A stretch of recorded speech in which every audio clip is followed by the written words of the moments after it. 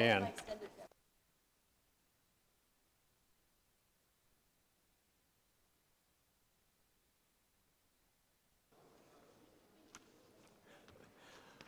well, welcome back, everyone. I hope everyone had a great lunch, and really looking forward to the afternoon session here at Engineering Research Days, continue our discussion around sustainability and just the diversity of topics. It's been a great morning session. Really looking forward to our afternoon session here. Welcoming to the, I don't know, the floor, I think we're on the stage, but we'll call it the floor for the fireside chat here, although without a fire, with Laura Burget. We just learned the genesis of your surname, but we won't use the French version of it. But Laura Burget, who is the founder, a co-founder, right, of Three Ships, but a proud ChemE grad from a few years ago, not too long ago, and we'll continue these sort of ChemE family. We were just having a terrific discussion about ChemE and the path through it. Laura co-founded Three Ships, which is a fascinating story. We're going to dig into it today, a little bit about how you got into that path and your role there, and the ideas behind it. It's an all-natural vegan skincare brand, mission for clean beauty accessible to all women, providing 100% plant-derived, cruelty-free skincare products. So I think we're looking forward to how you got there, right? How you got down that path. So welcome, Laura. Thank you. Yeah, I'm really happy to be here. Great. You always start these kind of questions with what was that journey, and so maybe you give us give the audience here in my hall and online a little bit of a sense of how that all started and where it stands right now. Definitely. So it started very grassroots, honestly. I had just finished my 4th year here at U of T, and I had started to get more into the natural space just as a consumer, and started to realize that a lot of greenwashing was happening within the space. So greenwashing is where you're saying that you're a natural product, but you're really not. And so I was just frustrated as a consumer with how much I was being lied to, and products were really expensive, like $400 for a full routine. So I felt like I was also being ripped off at the same time. So with those two frustrations in mind, that was really the driver behind starting the brand. Initially got started by literally going to Whole Foods, buying a little container of fractionated coconut oil, which was going to be our first product, was a coconut oil-based makeup remover wipe. Tinker around in my kitchen with different essential oils, different bases, until I found a product that I was happy with as a minimum viable product, or MVP. I had run 2 companies while I was at school at U of T, which led to me actually failing a bunch of courses because I was more fascinated with running these businesses than going and studying process engineering, unfortunately. And, but through those experiences, I learned the fundamentals of operating a business. And I also learned that I did not like being a solo founder. I found it very isolating, very draining. So I knew that for this company, I wanted to have a co-founder join me. Met my co-founder Connie through a friend that I knew from U of T. He went to industrial engineering here and knew Connie from middle school, and her and I just clicked. I knew that she was my co-founder match, and we literally got started on building the brand the next day. So in those very early days, we each put in $2,000. So we started the brand with $4,000. Last year we did $4 million in revenue. So it's definitely a lot that goes into things in between those like 4 years. Which we can get into, but literally started off just making products by hand in our kitchen and bootstrapping, going to local markets to sell the products, learning from our audiences, and then just scaling from there. Fascinating story. Actually, I didn't want to get into your academic record, but interesting to hear how actually you leverage, in a sense, the network you built in engineering, right, through a friend in industrial who linked you forward. So I think that's an interesting lesson, right, for our students, is to be sure to build those networks, because you don't know where those connections are going to be and how they're going to help you launch into new areas. You mentioned a little bit about the undergrad and maybe not enjoying process too much, but what I was wondering is were there things that you did during undergrad which actually kind of gave you a little bit more foundation towards this? I think you did do a certificate, right?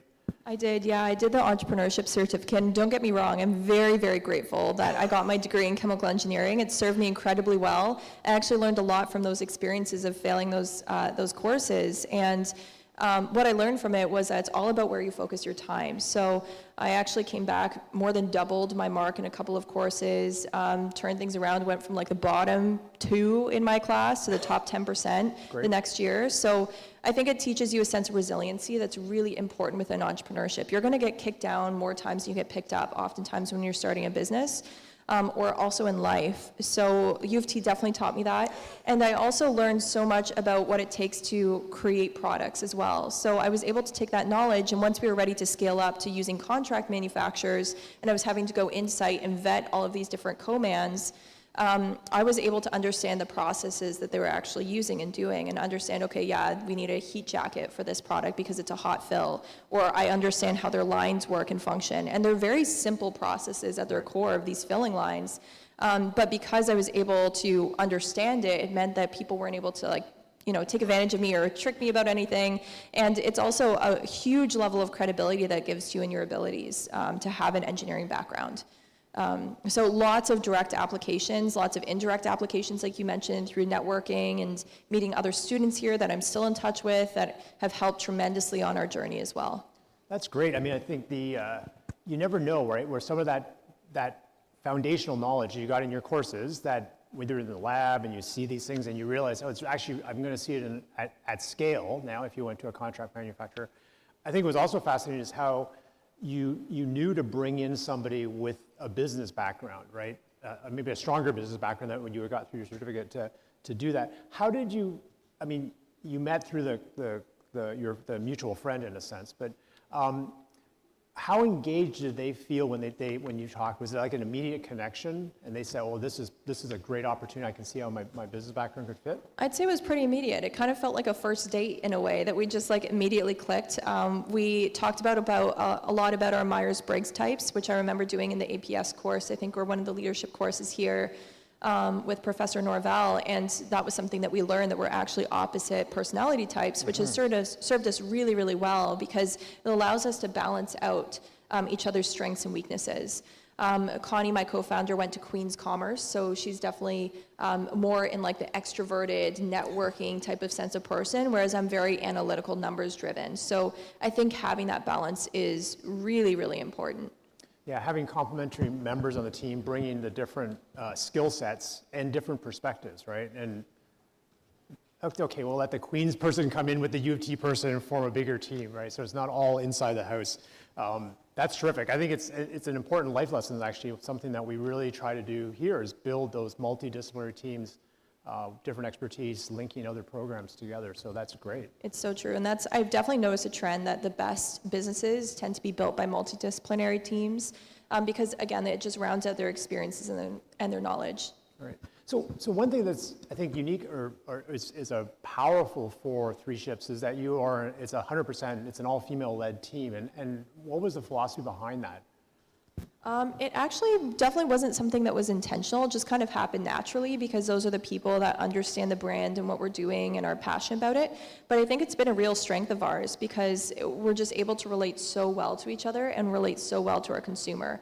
It's a shocking stat, but only 2% of female-owned businesses cross the $1 million in annual sales threshold. Right. And only 4% of venture capital dollars are fundraised by female founders. So there's a huge disparity within the space that luckily I know so many incredible female founders are going after this problem and building incredible and huge businesses. So I think 10 years from now, 20 years from now, those stats won't be relevant anymore is what the hope is.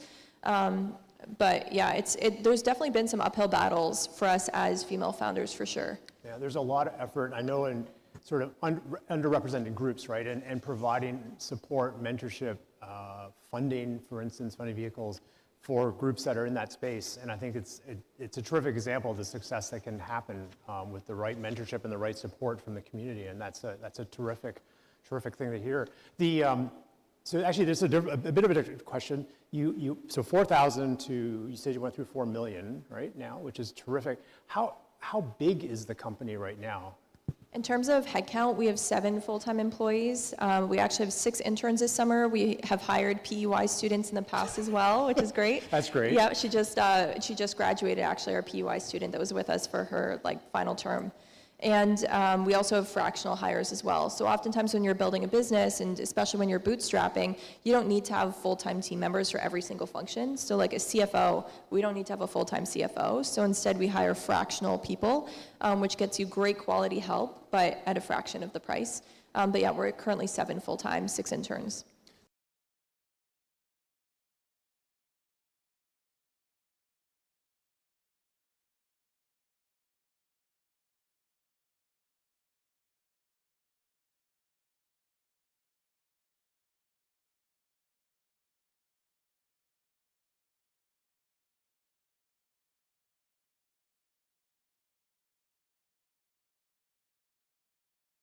Really important for us. It just gives you an extra degree of control over your quality and your supply chain and those relationships.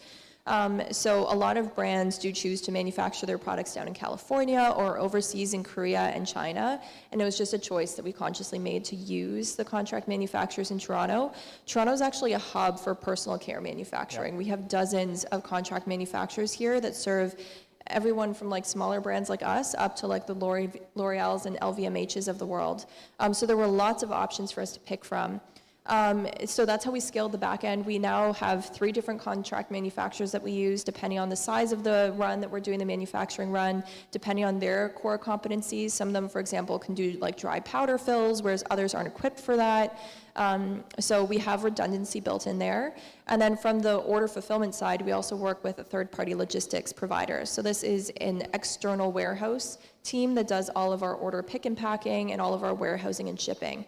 So that's how we're able to have such a small internal team, and we don't actually directly touch the product anymore. So someone else manufactures it, they send it to the warehouse, and then that warehouse fulfills and sends it out to the customer. But you still need to maintain a fair degree of oversight to make sure things sort of stay on track, right? Yeah. So it still takes a lot of work on our team. So that's myself and our ops manager that oversee that entire system of our supply chain to make sure that product is still flowing. So I understand you use something called Source Map, and this is a way of doing sort of responsible product sourcing. So what was the concept behind that? How did you frame that? And how do you validate, I guess, where your raw materials and the formulations are coming from?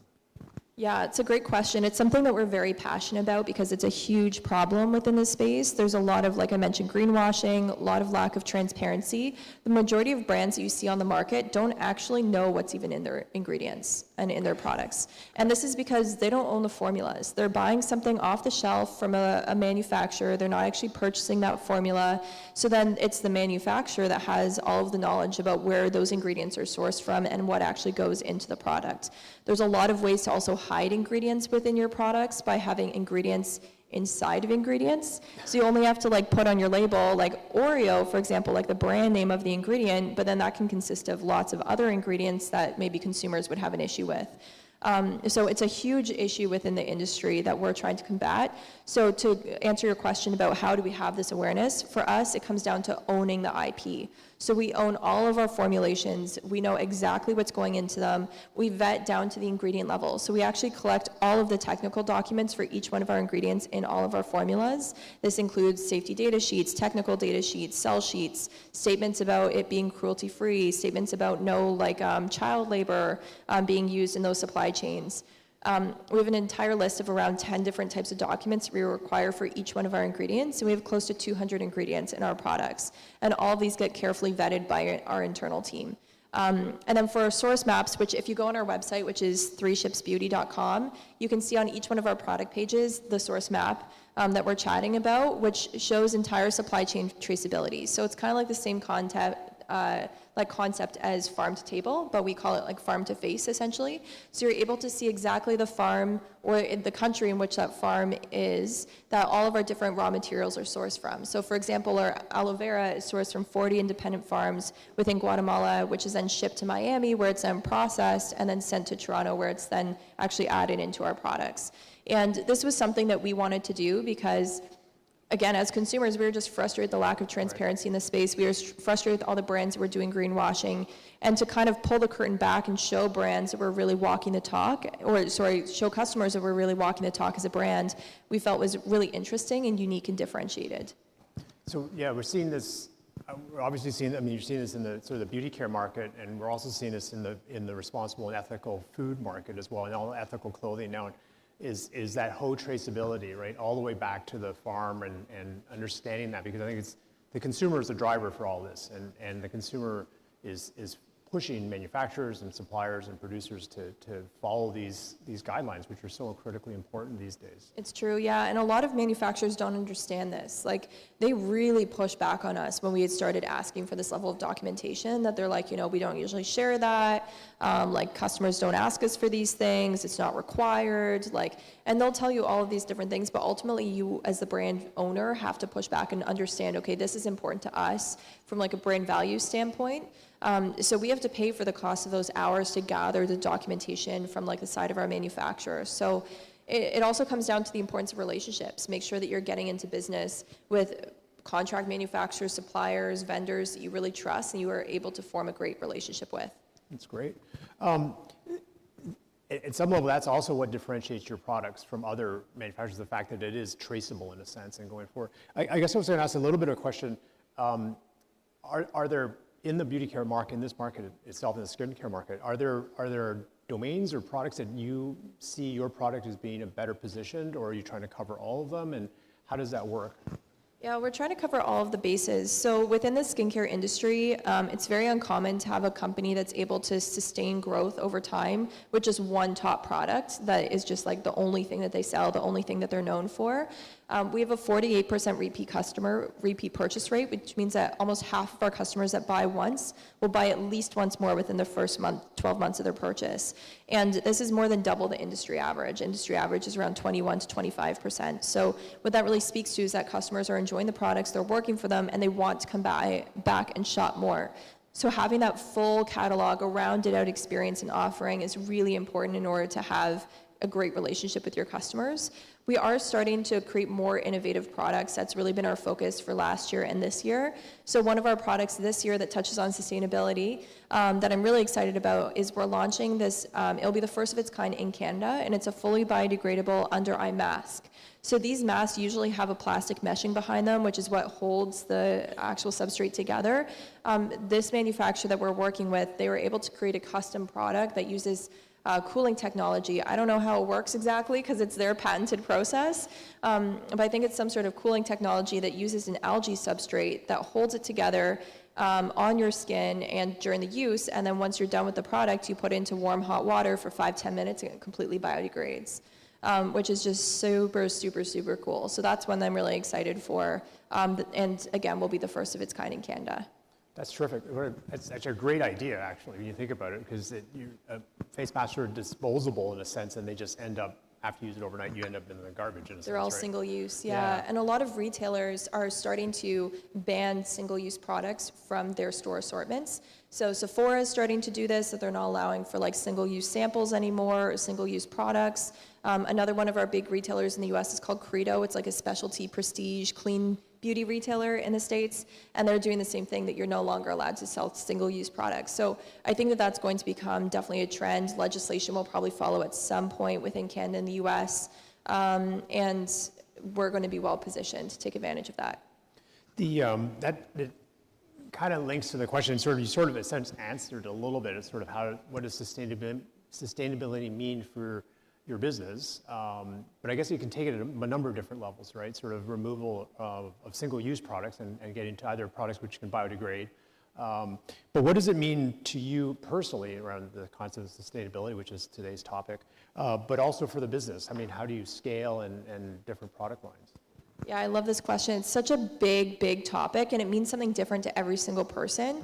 For us, it's about minimizing the impact that we're having on the planet, which sounds a little bit broad, but how this actually happens in real life is we went through and did a really detailed materiality assessment with all of our customers and stakeholders. So that would be our retail buyers, our investors, our customers, and we basically gave them a huge list of all different aspects of sustainability. So what do you care about most? Do you care about waste reduction? Do you care about like water conservation? Do you care about decreasing carbon emissions? Do you care about deforestation? Do you care about different like social impact issues as well? And from that list, we found that the number one thing that our consumers cared about was waste reduction.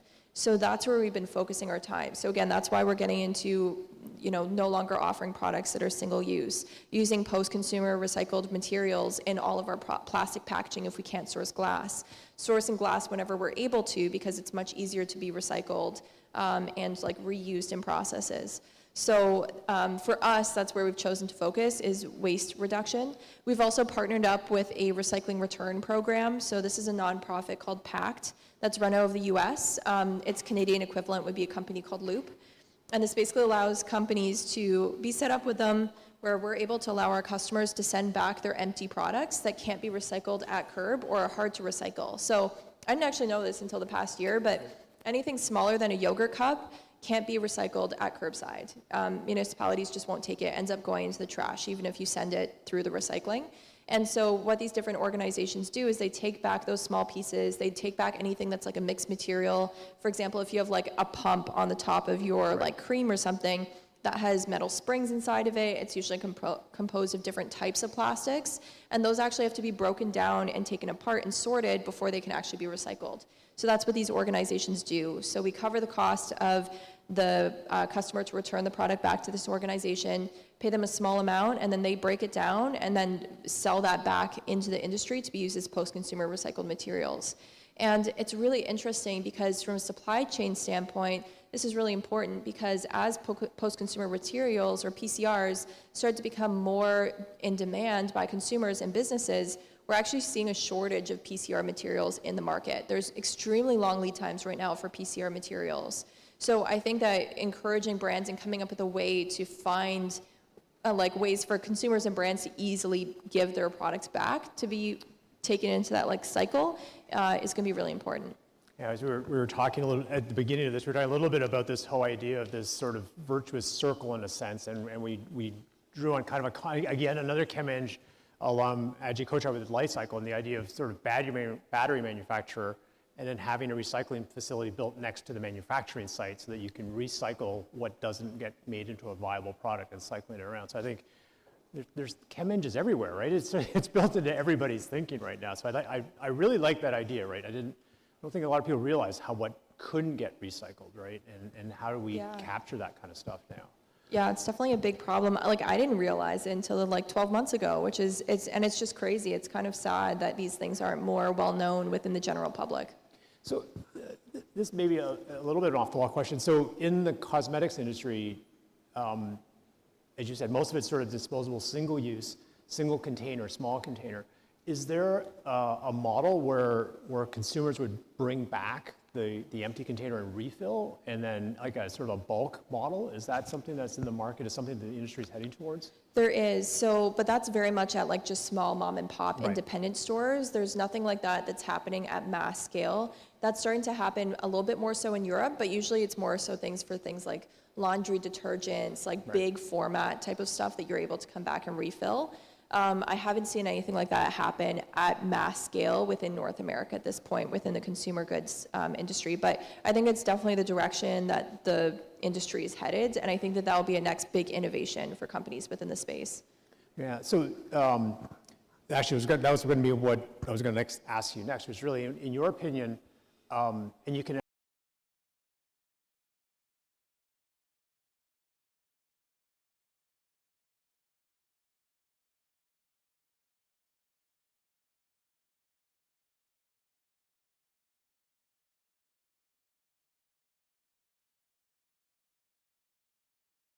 things that have three different segments within beauty. You have your traditional synthetic products. So think about the majority of products that are carried at shoppers. You have your clean products, which are those synthetics, but just with a list of usually 10 ingredients that are removed. So paraben sulfates tend to be things that consumers actively try to avoid. So they basically just remove whatever is not desirable at that given year or that given time. And then you have natural, which is everything sourced from plant or mineral origin. And so I really believe that the future of the beauty industry is natural products, that consumers are going to start to demand this more and more. It's actually the largest growing segment within beauty right now is natural skincare specifically. Consumers are starting to wise up to these things. There's a lot of innovation happening within the actual ingredient space too, that there's incredible actives that are coming out that are as efficacious or even more so than their synthetic alternatives. So that's one prediction that I would have. Another one would be the decrease of number of products that people are using. There's kind of been this idea that's been pushed on people over the last, I'd say especially like 15 years of like the K-beauty skincare routine of using 10 different products within your routine. I think we're going to start to see a lot more multifunctional products within the space.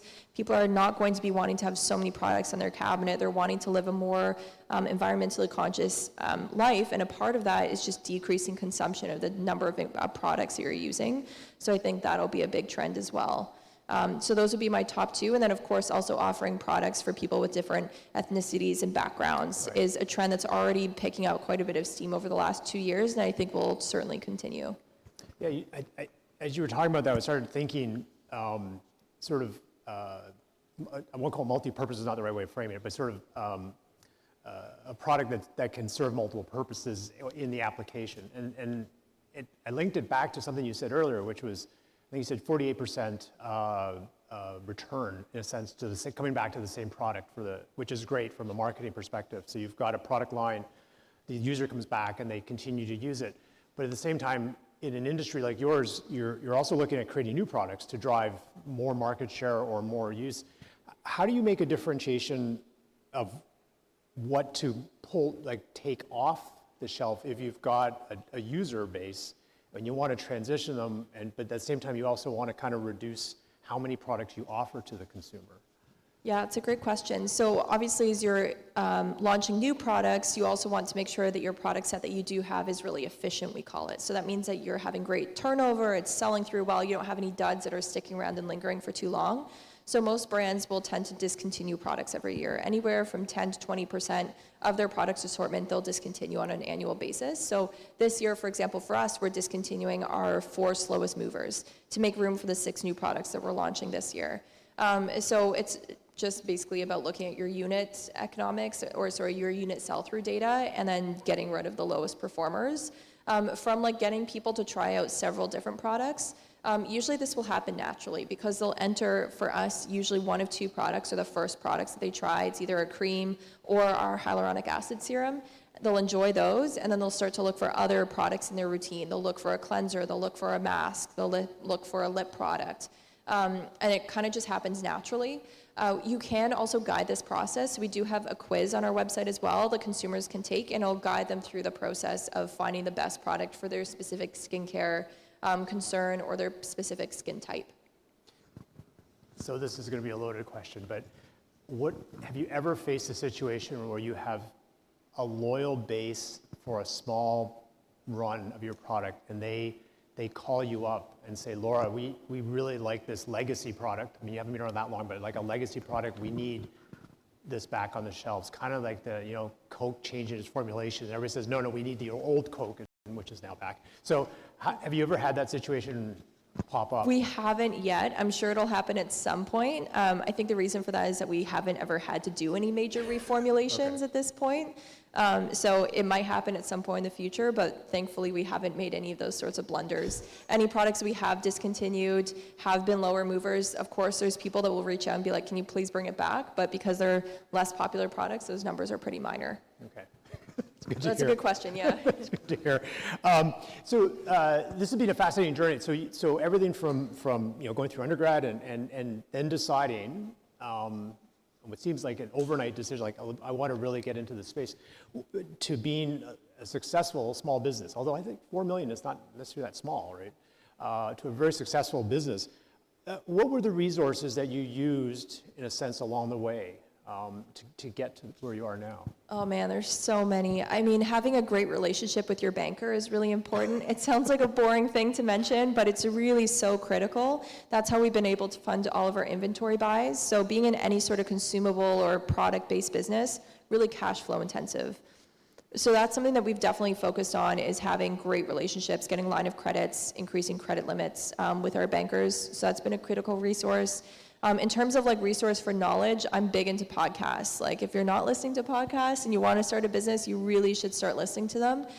My favorite one is the How I Built This podcast. I think there's no better way to learn than by listening to people who've done it before.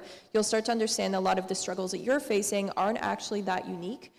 to you that everybody goes through them when you're building and scaling a business. So I would highly recommend that specific product or podcast. Obviously, getting out to networking events. We've done quite a few different trade shows, and that's been instrumental for us landing retailers. So some of the retailers that we're sold at in Canada are Indigo, Hudson's Bay, Holt Renfrew, and Whole Foods. And then we're also sold at a number of retailers down the States as well.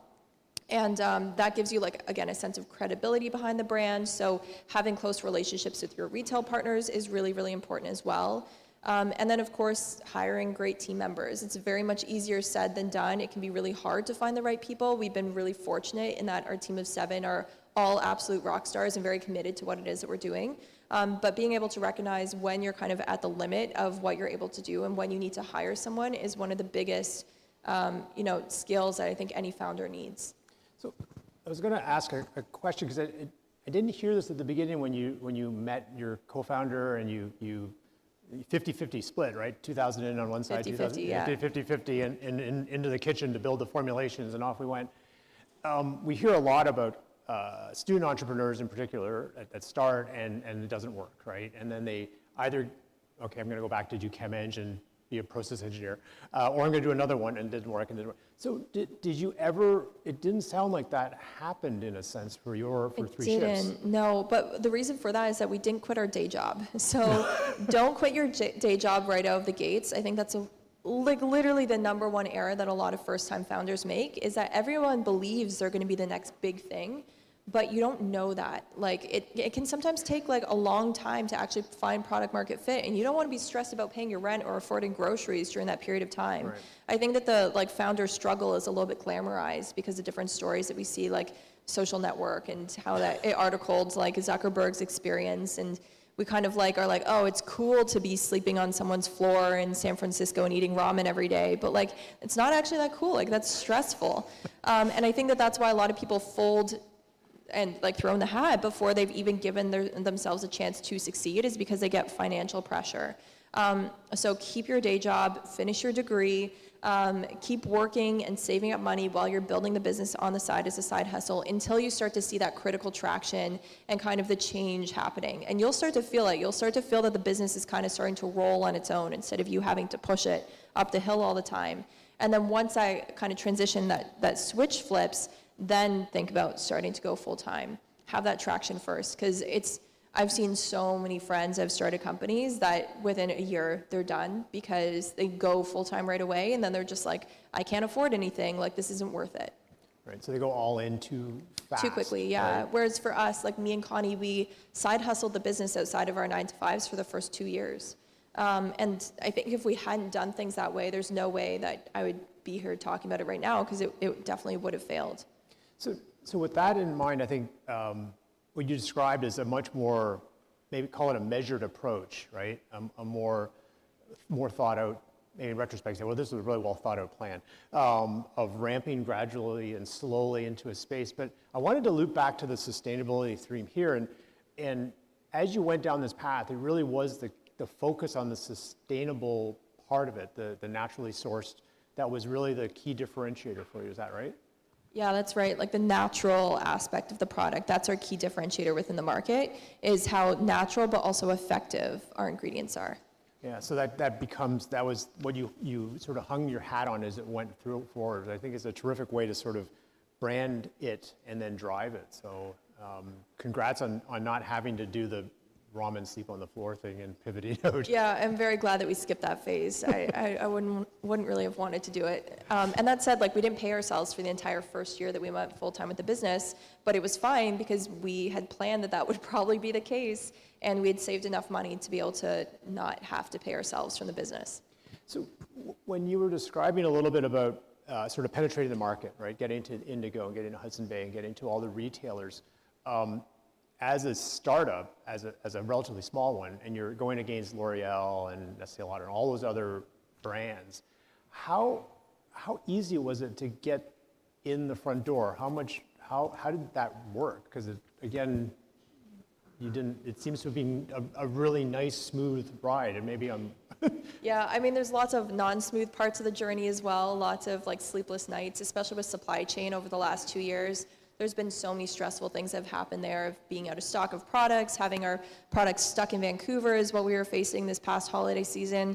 Literally had to get my dad and uncle who live out in BC to rent a big U-Haul and drive the product across the country for us, because there were no truckers that were willing to do it, because all the Coca-Cola was like taken out. So there's lots of bumps along the way. In terms of landing retailers, all credit for there goes to my co-founder, Connie. A lot of it is just hustle and grit and finding any way that you can to get your foot in the door. I think that we're also very fortunate from a timing perspective that natural, like I said, is the fastest growing category within beauty right now. A lot of retailers are starting to expand their natural assortments. They're starting to offer natural specific sections, and we were just kind of at the right place, right time for that. But then having great products too that really resonate with the buyers, so that when they try the product, they're like, yep, I love this. The price point makes sense. I can understand how this is going to sit on my assortment and within my assortment and on my shelf. And the packaging is great. The story of the founders is great. So I wouldn't say that there's any one thing. It's really the collective, all of the strategy behind the brand together. So with 3 ships now, so you're 4,000 to 4 million, 7 employees, outside source in terms of the contract manufacturer. You've got source map in place. You've mapped out all these things.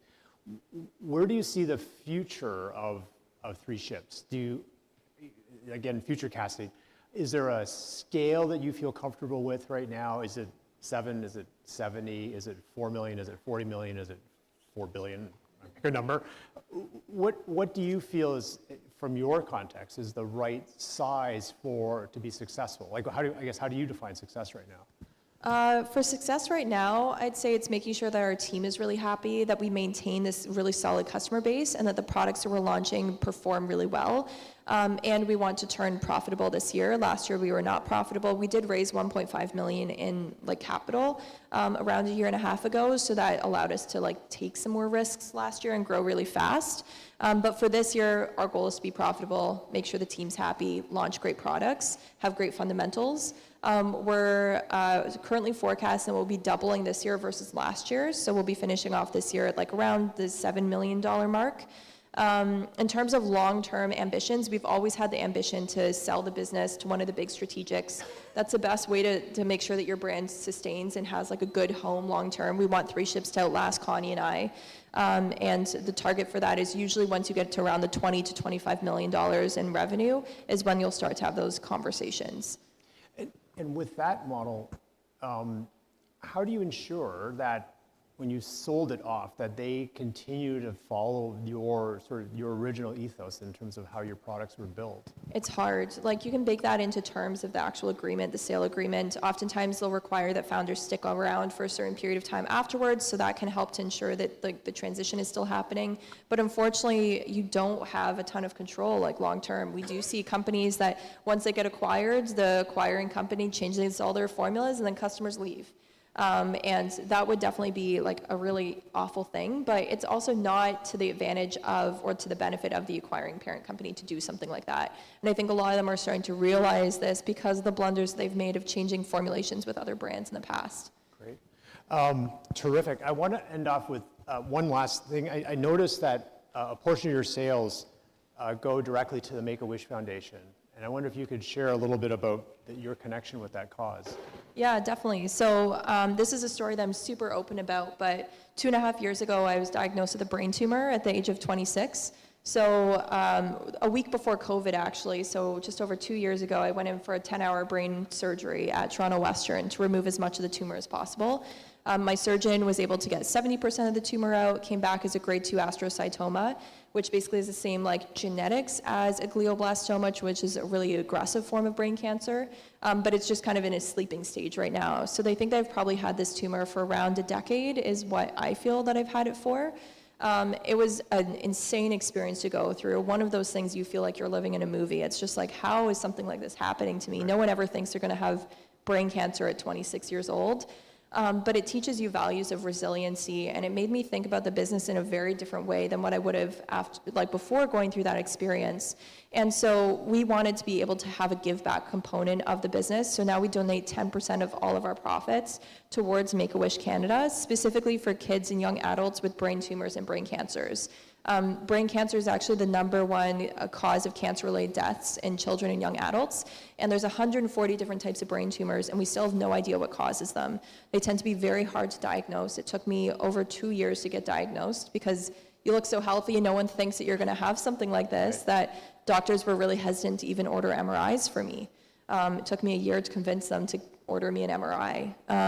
So because of like this experience, like I said, we wanted to be able to give back. And something that I learned from my like cancer journey so far has been that maintaining a sense of hope is so important, and a sense of something to look forward to. And I've been very privileged that 3 Ships is that sense of hope and something to look forward to and connect me to something outside of myself.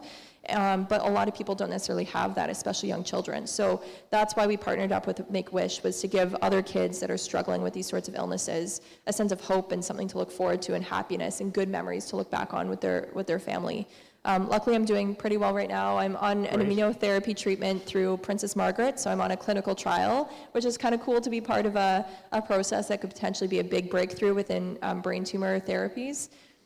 So I go in for MRIs every 3 months. It's been stable / slightly shrinking over the last year that I've been on the trial. So I'm pretty sure I'm not on the placebo sugar pill, and hopefully this is the big breakthrough that people with brain tumors need. Great. Thanks, Laura, for sharing that story with us. That's terrific. Thank you so much for spending some time with us today to tell us the story of 3 Ships, the journey from ChemE, dodge around process ops, and to the amazing success that you've had with the company. I'm wishing you all the best as you go forward. Thank you again. Thank you so much. Great to be here.